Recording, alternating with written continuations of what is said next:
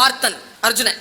இதான் காட்சி. உள்ள நுழையிறான், அவ உட்கார்ந்துருக்கா. உள்ள நுழையிற அர்ஜுனன், திரௌபதி நல்லா இருக்கிறியாமா? நான் நல்லா இருக்கிறேன், நீங்க எப்படி இருக்கிறீங்க? நான் நல்லா இருக்கிறேம்மா. ஏதோ உன்னை பார்க்கணும்னு தோணுச்சு, அதான் வந்தேன். கர்ணனை இன்னும் நீங்க கொல்லலையே, நாளைக்கு கொன்று விடுகிறேன் திரௌபதி.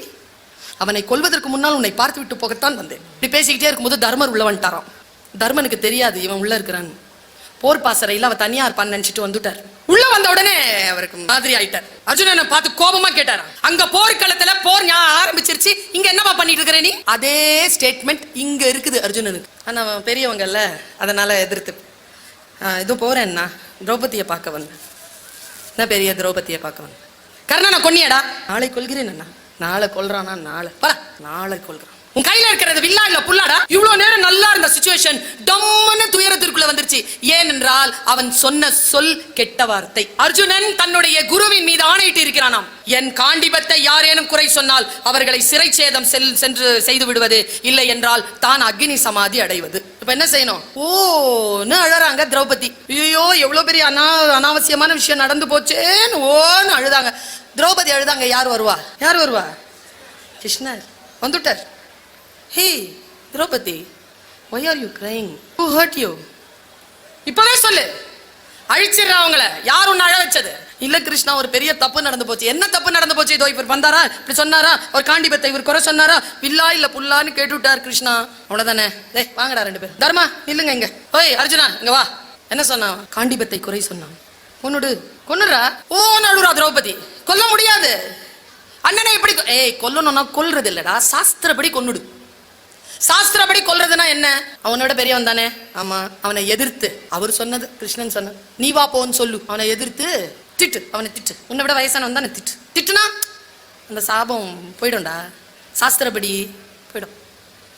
அவன் சின்ன வயசுல இருந்து மனசுல வச்சிருந்ததை எல்லாத்தையும், நீலாம் ஒரு அண்ணன், எனக்கு முன்னால பிறந்தவன், நீ பிறந்ததுனாலே எல்லாமே உனக்கு கடிச்சிருச்சு, பாடுபடுறது நான், நீலாம் ஒரு மனுஷனாடா. உனக்கு தானடா அம்மா குந்தி, எனக்கு அம்மாவா என்னைக்காவது இருந்திருக்காளடா? உனக்கு தான் அன்பு இருந்திருக்கு. எல்லாம் பேசுறாங்க.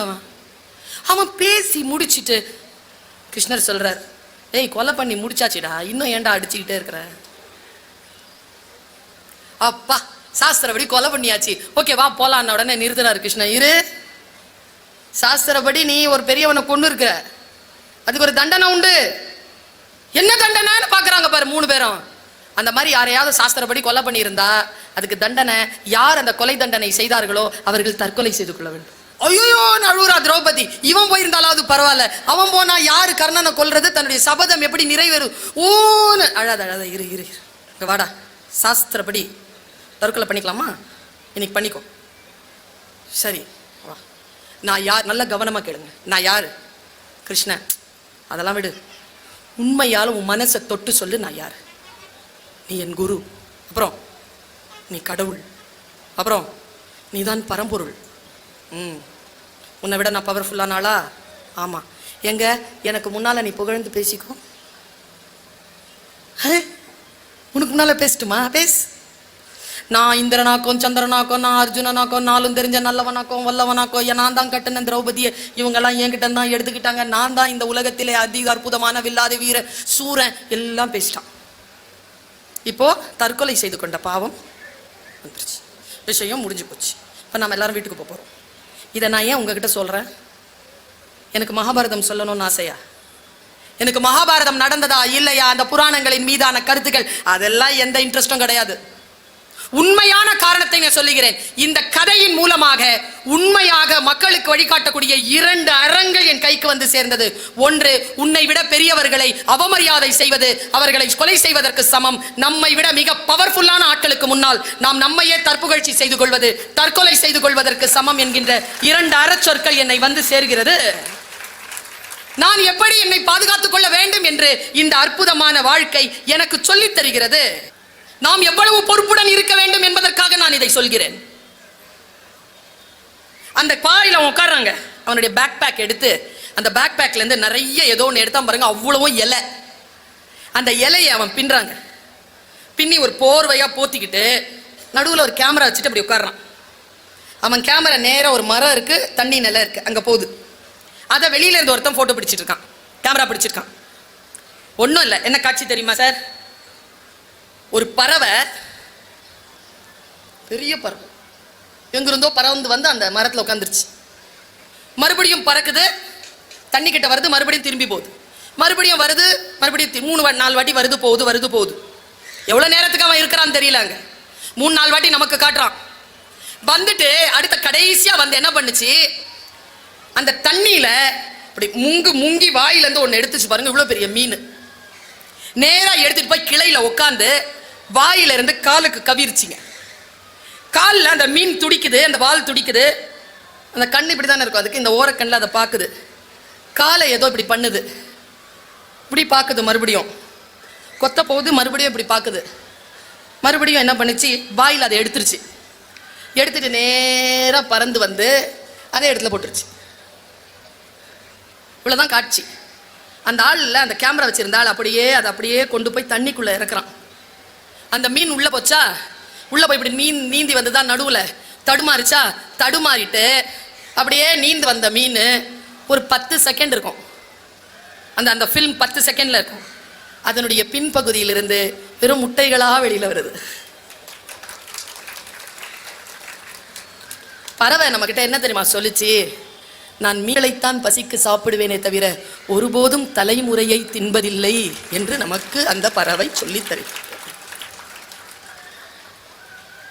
தலைமுறையை தின்ன முடியாதுங்க.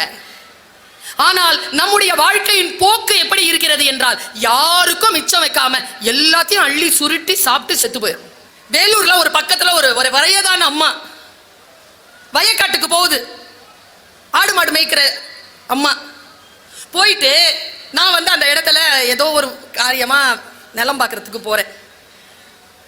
இந்த முந்தி இருக்குல்ல, அந்த முந்தியில ஏதோ பொறுக்கி போட்டுக்கிட்டே இருக்குது.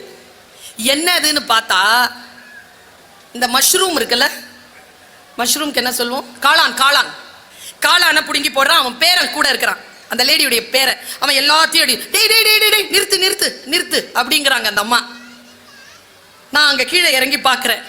உனக்கு வேணுமா தாயி அப்படின்னு சொல்லிட்டு கொஞ்சம் எடுத்து, அந்த நீளமாக இருக்கு, ஒரு கொண்டை மாதிரி இருக்கு, ருசியாக இருக்கும், சமைச்சு சாப்பிட்டா போட்டு அந்த பையன்கிட்ட சொல்கிறோம், போதும் நிறுத்து, தாய் சொல், மூத்த சொல் என்ன தெரியுமா, எல்லாம் நாமளே அள்ளிட்டு போனா ஆடு மாடு திங்கிறதுக்கு வேணாமாடா, விடுடா.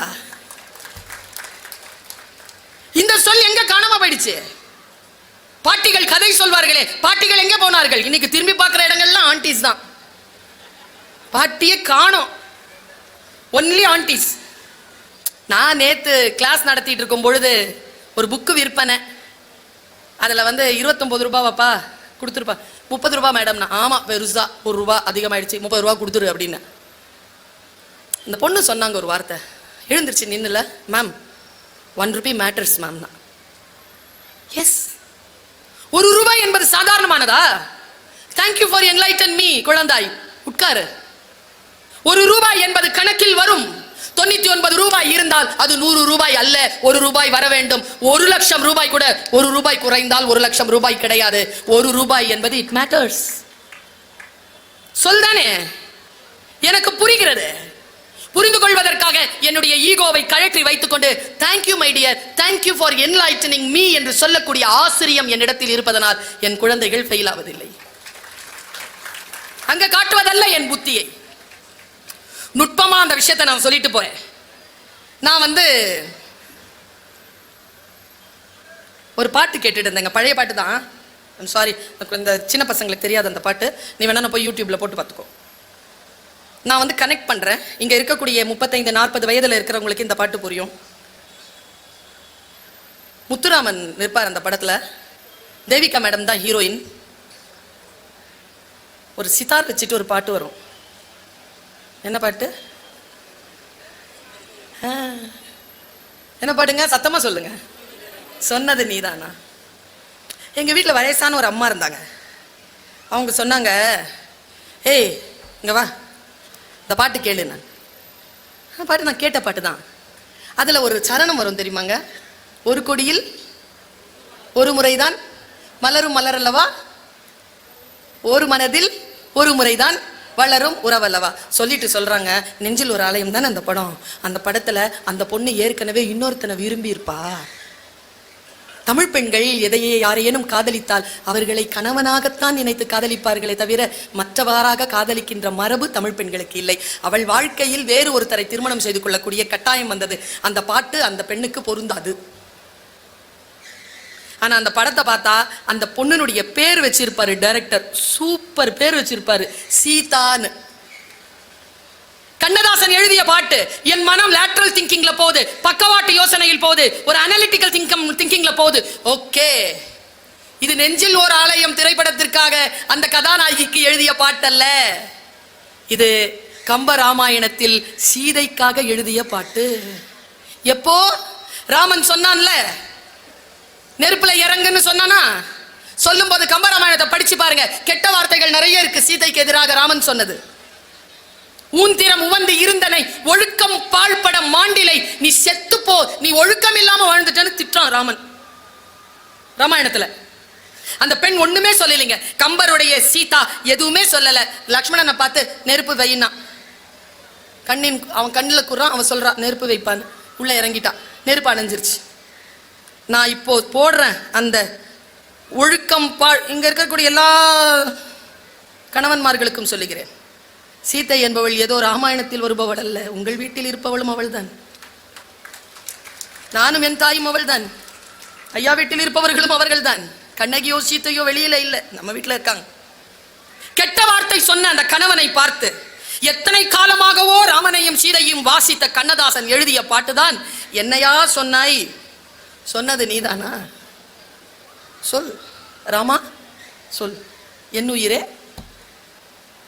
என்னை மறந்தாயா, ஏன் ஏன் ஏன் என் உயிரே, மங்கள மாலை குங்குமம் யாவும் தந்ததெல்லாம் நீதானே, மணமகளை திருமகளாய் நினைத்ததெல்லாம் நீதானே, உன் மனதில் என் மனதை இணைத்ததும் நீதானே, இறுதி வரை துணை இருப்பேன் என்றதும் நீதானே, இன்று சொன்னது நீதானா. தெய்வத்தின் மார்பில் சூடிய மாலை தெருவினிலே விடலாமா, தெருவினிலே விழுந்தாலும் வேறொரு கைப்படலாமா, ஒரு கொடியில் ஒரு முறைதான் மலரும் மலரல்லவா, ஒரு மனதில் ஒரு முறைதான் மலரும் உறவல்லவா, இன்று சொன்னது நீ தானான்னு சொல்லும் போதே கண்ணீரோட முடியும் அந்த பாட்டு. நீங்க வாழ்க்கையில் சில வாய்ப்புகள் உங்களை தேடி வருகின்ற பொழுது, வார்த்தைக்கான விளக்கங்கள் வேறுபடுகின்ற பொழுது உள்ளத்திற்குள் ஒரு ஒளி பரவும் பாருங்க, அந்த பேரின்பம் நமக்கு வேறு எதிலுமே கிடைக்காது. வீட்டில் உட்கார்ந்துருக்கேன், கொஞ்சம் ஏதோ ஒரு ஸ்ட்ரெஸ், அந்த ஸ்ட்ரெஸ்ல உட்கார்ந்துருக்கேன். என்னுடைய அரை கதவை தட்டனா என் பையன், 23 வயசு முடிஞ்சு 24 LLM படிக்கிறான், மாஸ்டர் லா படிக்கிறான், கார்பரேட் லா ஃபர்ஸ்ட் இயர். இப்போ தட்டி உள்ள வந்து சொன்னா, அம்மா ஒரு 2 நிமிஷம் பேசலாமா, சொல்லுப்பா, டயர்டா இருக்கீங்களா, இல்லப்பா கொஞ்சம் இதுவா இருக்கு படிச்சிட்டு இருக்கேன். சரி படம் பார்க்கலாமா, இல்லப்பா இப்போ இல்லை நாளைக்கு பார்க்கலாம். சரி நான் ஒரு படம் சொல்றேன், அந்த படத்தை நீங்க பாப்பீங்களா, எப்படிப்பா, இல்ல OTTல இருக்கு பாருங்க, கவனமா கேளுங்க இதை. சரிப்பா பாக்குறேன். ரொம்ப கடுமையாகத்தான் நான் என் குழந்தையிடம் பேசுவேன், அன்பாகவும் பேசுவேன், கடுமையாகவும் பேசுவேன். நீங்க அதை பாருங்கம்மா, எனக்கு தெரிஞ்சு உங்களுக்கு பிடிக்கும்னு நினைக்கிறேன் அப்படின்ட்டு நான் சொன்னேன். இன்னைக்கு வேணாம்ப்பா நாளைக்கு வான. அவன் காலேஜ் போயிட்டு நான் அடுத்த நாள் வந்தான். அவன் serious, he is very serious. அந்த படம் நான் பார்க்கணுங்கிறதுல சீரியஸா இருக்கான், இல்லைன்னா அடுத்த நாள் வந்திருக்க மாட்டான். அவன் வந்து அந்த படத்தை எனக்கு பார்க்க சொல்றான். அவனே அந்த என்னுடைய ஐபேடை திறந்து அவனே அதை ஓபன் பண்ணி கொடுத்தான். இங்க எத்தனை பேர் அந்த படம் பார்த்தீங்கன்னு தெரியல, காட்ஸில்லா -1 யாராவது பார்த்துருக்கீங்க? ஆஸ்கார் மூவி பார்த்தீங்களா சார்? ஒருத்தர் இருக்கார், நன்றி சார். ஏன்னா யாருமே பார்க்கலன்னு வச்சுக்கோங்களேன், சொல்லிடுவாங்க அந்த அம்மா இல்லாத படத்தை ஒரு பற்றி பேசிட்டு போயிருச்சு. இந்த சாட்சிக்காக தான் கேட்டேன், 4-5 பேர் பார்த்துட்டீங்களா? இந்த ஒருத்தர் பார்த்துருக்கிறாரு. இன்னைக்கும் நீங்க போய் பார்க்கலாம், இருக்கு இன்னைக்கும் OTTல இருக்கு, காட்ஸில்லா -1. நான் அந்த படத்தை 6 மணி 6:15 மணிக்கு பார்க்க தொடங்கினேங்க. ராத்திரி 8:45 அப்படி முடியுது அந்த படம். நான் எப்படி சொல்றது உங்களுக்கு, நான் வாழ்க்கையில் பெற்றுக்கொண்ட ஆக முக்கியமான ஒரு எழுச்சியான ஒரு சொல்லை நான் அங்கிருந்து எடுக்கிறேன். அதை நான் கடத்திட்டு போறேன். எனக்கு தெரியாத நான் எப்படி புரிஞ்சுக்கிட்டேனோ, வல்ல இறைவனின் பெரும் கருணையினால் அந்த புரிதலை என் சொற்களின் மூலமாக இறைவன் தந்துவிட வேண்டும் என்ற பிரார்த்தனையோடு நான் இதை சொல்றேன். சரியா? படம் பார்க்கறேன், எனக்கு துக்கமா இருக்குங்க. அந்த படம் என்னன்னு தெரியல, பார்த்ததுல இருந்து கடைசி வரைக்கும் ஈரல் கொலை வந்து இங்க அடைச்சிட்டு இருக்கு. ஒரு துக்கிச்சு இருக்கிறேன் நான். அந்த படம் முழுக்க எனக்கு துக்கத்தை தான் கொடுக்குது. அது ஒரு ஜப்பானிய படம், ஆஸ்கர் விருது பெற்ற படம். நான் ஹிந்தியில பார்த்தேன் அந்த படத்தை, அது ஜப்பானிய மொழியில இருக்கு. அந்த படத்துல அந்த ஹீரோ ஒரு 25 வயசு பையன். அவன் சைலண்டா இருக்கிறாங்க. ஆனா சைலண்டா இருக்கிறது சுவிட்ச் ஆஃப் பண்ணி, ஆடியோ சுவிட்ச் ஆஃப் பண்ணி பார்த்தா அவன் சிரிக்கிற மாதிரி இருக்கு. ஆடியோ போட்டு பார்த்தா அது துக்கமா இருக்கிறான் அவன். ஜாப்பனீஸினுடைய நடிப்புல இது ஒரு ஜானர், ஜாப்பனீஸினுடைய ஒரு ஜானர். அது கவிதைகளும் அப்படிதான் இருக்கும், ஜப்பானிய கவிதைகளும் அப்படிதான் இருக்கும், ஹைக்கூ கவிதைகள்லாம் அப்படிதான் இருக்கும். நீங்க ஹைக்கூ கவிதையெல்லாம் புரிஞ்சுக்கிறதுக்கு அந்த அந்த மனம் இல்லை என்றால், அந்த லக்ஸுரி மனம் இல்லை என்றால் அந்த கவிதைகளை புரிஞ்சுக்க முடியாது. ஒரு விதமான மிக ஆழமான ஒரு இளைப்பாறுதல் இல்லாமல் அந்த கவிதைகள் புரியாது நமக்கு. ரொம்ப ஆழமான இளைப்பாறுதலோட நான் அதை பார்க்கிறேன். மனசு ஆழமான இளைப்பாறுதல் இருக்கு, ஆனா துக்கமா இருக்கு எனக்கு அந்த படத்தை பார்க்கும்போது. அந்த படம் முடிஞ்சது. அந்த படம் ஒரு பெருசா இல்லை, நான் ஒரு நிமிஷத்துல சொல்லிடுவேன். கடல்ல இருந்து ஒரு பிராணி வருதுங்க, காட்ஸில்லா. அது பெரிய ஒரு டைனோசர் மாதிரி இருக்கு. அது எல்லாரையும் அழிக்குது. நாட்டுப்பற்று இல்லாமல், நாட்டின் மீது அக்கறை இல்லாமல், போரிலே தோற்ற வீரனாக இருக்கிறான் அவன். தான் செய்த பிழைக்காக தன்னையே நொந்து கொண்டிருக்கிறான் அந்த ஹீரோ. அவன் ஒரு பிளேன் ஓட்டுறவன். அந்த காட்ஸில்லாவை அழிக்கவே முடியாதுங்க. அழிக்கிறாங்க, பெரிய பிளான் போட்டு அழிக்கிறாங்க. ஆனா அதனுடைய வால்ல மறுபடியும் ரேடியேஷன் வந்து அது மறுபடியும் எழுந்து வந்துருது. அவன் என்ன பண்றான், கடைசியா அந்த காட்ஸில்லா வாய் அப்படி திறக்கும் போது பிளேனை கொண்டு அதனுடைய வாயில் அப்படியே செலுத்திட்டு தன்னுடைய ஒரு பாராசூட்ல கீழே இறங்கிறான். அவனுடைய லவர் அந்த காட்ஸில்லாவினுடைய அட்டாக்ல காயப்பட்டு காணாம போயிருப்பான். அவன் அந்த காட்ஸில்லாவை சாவடிச்சுட்டு நேரா வீட்டுக்கு வருவான். வீட்டுல இருந்து நேரா ஹாஸ்பிட்டலுக்கு சொல்லுவாங்க. அவனுக்கு ஒரு கொரியர் வந்திருக்கும். அதை பார்த்துட்டு ஹாஸ்பிட்டல் போனா அவனுடைய லவர் அங்க இருப்பா. படம் முடியுதுங்க. ஓரத்துலைங்க இந்த பக்கம் ஒரு சின்ன காட்ஸில்லா மாதிரி ஒரு சின்ன டாட்டூ வச்சு முடிச்சிட்டான் படத்தை. நான் விக்கிச்சு போய் எப்படியே நிக்கிறேன். எப்படிதான் தெரிஞ்சுதான் என் பையனை கதவை தட்டுறான். அம்மா படம் பார்த்துட்டீங்களா? பார்த்துட்டேன். சின்ன ஸ்டூலை எடுத்து முன்னால் உட்கார வச்சுட்டு அவன் என்கிட்ட சொன்ன வார்த்தை அப்படியே சொல்றேன். தடுமாறி கீழே விழுந்தான்னு வச்சுக்கோங்களேன். அவன் சின்ன வயசுல நான் சொன்னேன், டேய் கதவை மூடும்போது இடிக்காம மூடுடா, போகும்போது கரெக்டா மூடிட்டு போடா, பிசிக்ஸ் கரெக்டா படிச்சேன்னு வச்சுக்கோயேன், இப்படிலாம் நடக்காதுன்னு சொல்வேன் நான். அவன் அதை வச்சே எனக்கு கிண்டல் பண்ணுவான். ஏறினா இறங்கினா உட்காந்தா சாப்பிட்டா தட்டு கீழே விழுந்தா பிசிக்ஸ் தெரியலன்னு சொல்வல. இப்போ சொல்லு, காட்ஸில்லா யாரு? அவன் கேட்குறாங்க கேள்வி. என்னடா கேட்குறேன், காட்ஸில்லா யாருமா? அவனை பாருங்களேன், டீச்சர் நான், கேள்வி கேட்டு பழக்கம் எனக்கு. பதில் சொல்லி நிறைய நாள் ஆயிடுச்சு. அப்புறமா தான் தெரிஞ்சுக்கிட்டேன், பதில் சொல்வதல்ல கேள்வி ஞானம், கல்வி ஞானம், கேள்வி கேட்பது தான் கல்வி ஞானம். பாருங்க, ஆப்பிள் விழுந்துச்சுங்க. எல்லாரும் பார்த்தாங்க ஆப்பிள் விழுந்துச்சு. ஒருத்த மட்டும் கேட்டான்ல ஏன் விழுந்துச்சுன்னு.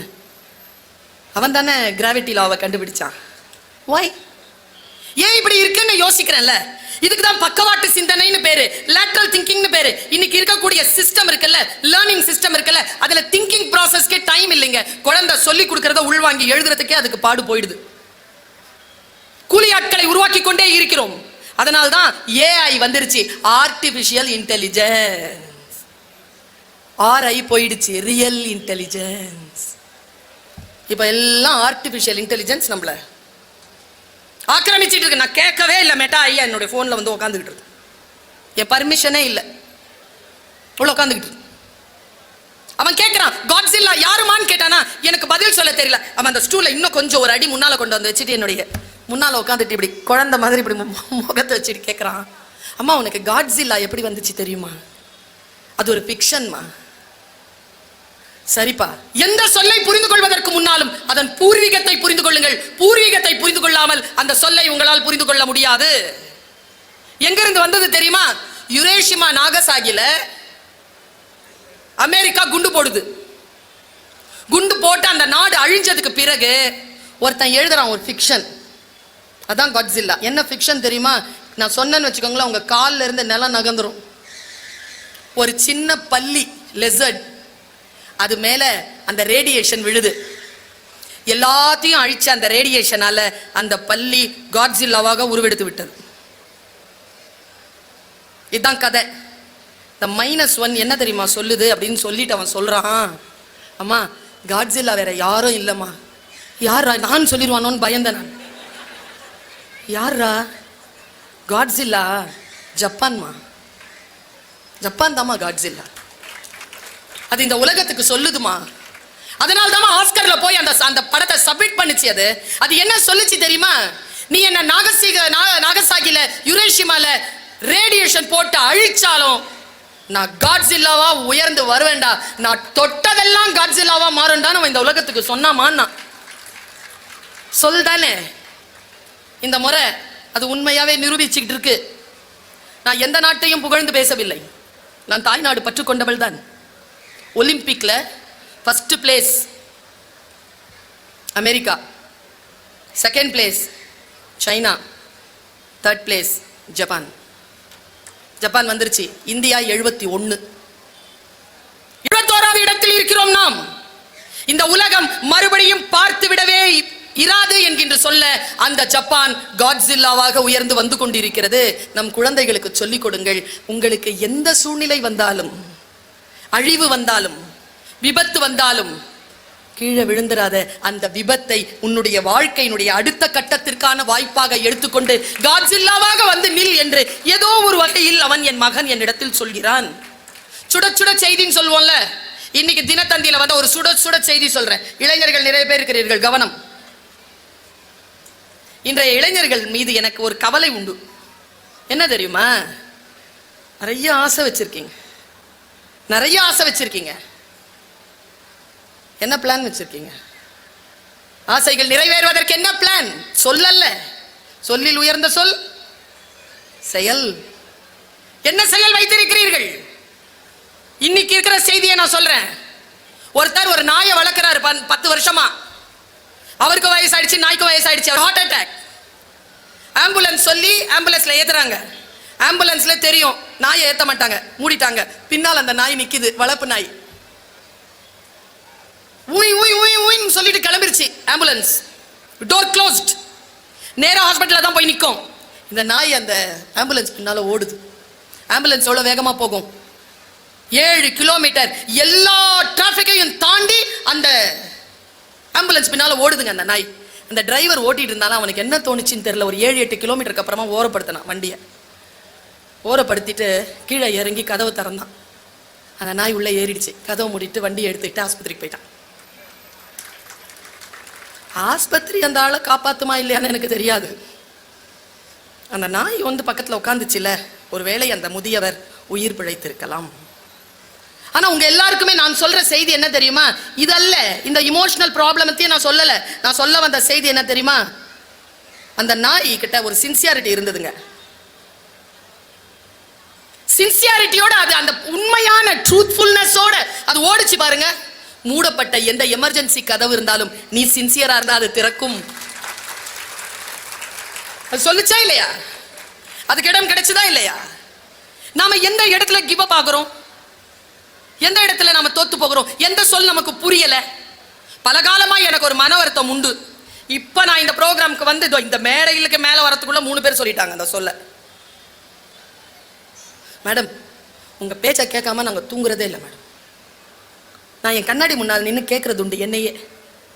ஏ பர்வீன் சுல்தானா, தூங்க வைக்கவா பேசுற? எவ்வளவு வலிக்கும் தெரியுமா? உங்க பேச்சை கேட்காம தூங்குறதில்ல. உங்க பேச்சை கேட்காம என் வைஃபுங்க உங்க பேச்சை கேட்காம தூங்குறதே இல்லைங்க. எனக்கு அந்த சொல்லுக்கான பொருள் எப்போது ரொம்ப காலத்துக்கு அப்புறம் 15-20 வருஷத்துக்கு அப்புறமா புரிஞ்சுதுங்க. சொல் புரிந்தால் இருக்கக்கூடிய சுகம் இருக்கு பாருங்க குழந்தைகளே, அது போல் ஒரு பேரின்பம் வேறு கிடையாது. ஒருத்தி எழுதுறா, ஏய் டாக்டர் சுல்தானா, இங்கிலீஷ்ல சொல்றா, உன் பேச்சு ஸ்லீப்பிங் பில்ஸ், தூக்க மாத்திரை தெரியுமா உனக்கு? நீயுமா? வெளிநாட்டுல இருந்து நீயுமாமா? நாங்கெல்லாம் முழிச்சு வேலை செஞ்சுட்டு இருக்கும்போது அங்க ராத்திரி அது சொல்லுது, உன் பேச்சை கேட்காம நானும் தூங்குறது இல்லை. சொல்லிட்டு அவ கீழே ஒரு விளக்கம் தந்திருந்தா. அப்பதான் அந்த சொல் எனக்கு புரிகிறது. உங்க பேச்சை கேட்டுதான் நான் தூங்குறேன், உங்க பேச்சு கேட்காம நான் தூங்குறது இல்லை. என்ன அர்த்தம்? என் பேச்சு ஏன் தூக்கத்தை தருகிறது? ஒன்று, எல்லா பெண்களையும் எல்லா இளைஞர்களையும் இந்த உலகம் கசக்கி பிழிந்து நீ எதற்கும் லாயக்கற்றவள் என்ற மன உளைச்சலோடு படுக்கையில் கிடக்கின்ற பொழுது போன் எடுத்து இப்படி பாக்குறீங்க. நான் தோன்றுகிறேன், நான் சொல்லுகிறேன், வாழ்க்கை அழகானது, உனக்கு என்று ஒரு வாய்ப்பு வரும். அந்த வாய்ப்பை நீ பயன்படுத்திக்கொள். நீ சுயமரியாதை மிக்கவள், நீ ஆரோக்கியமானவள், நீ நிர்வாகத்தில் உயர்ந்தவள் என்று நான் சொல்லுகிறேன். உன் மனம் அந்த உளைச்சலில் இருந்து அமைதி அடைகிறது. நீ நாளை விடியலுக்காக காத்திருப்போம் என்று சொல்லி அமைதி அடைந்து தூங்குகிறாய். அப்படி என்றால் என் சொல் தூக்க மாத்திரை தானே? சொல் புரியுதா எனக்கு?